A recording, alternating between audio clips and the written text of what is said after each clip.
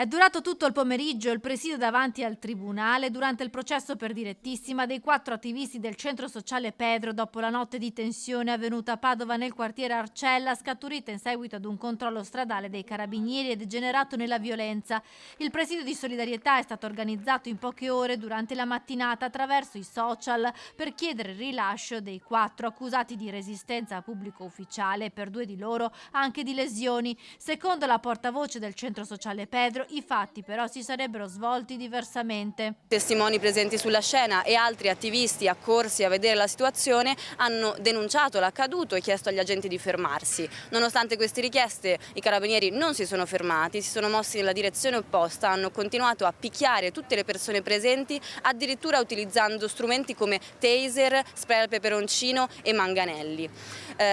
Dopo questa situazione hanno portato via in 2 macchine diverse 4 di questi attivisti. Questa è la versione degli attivisti. Il bollettino dei carabinieri però parla di 7 contusi tra i militari che erano impegnati nei controlli.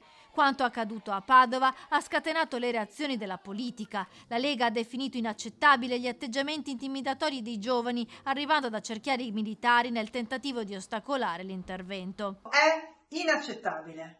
Non è un episodio isolato, continuo a ricevere segnalazioni dai cittadini dell'area funghi esasperati dalle grida, dalle urla, dagli schiamazzi notturni derivanti dai centri sociali del Pedro, che in barba alle regole continuano a disturbare chi chiede semplicemente qualità della vita e rispetto. La Lega lo ribadisce: le forze di polizia non possono essere accerchiate, tanto più nell'esercizio del loro servizio per la sicurezza dei padovani. Questo è il risultato di anni di permissivismo e di chi ha voluto far finta di non vedere, si è voltato dall'altra parte di fronte a certe realtà. I fatti di Padova sono arrivati anche in Parlamento, con la deputata di Alleanza Verdi e Sinistra, Ilaria Cucchi, che ha depositato un'interrogazione parlamentare sull'arresto dei 4 attivisti del centro sociale Pedro.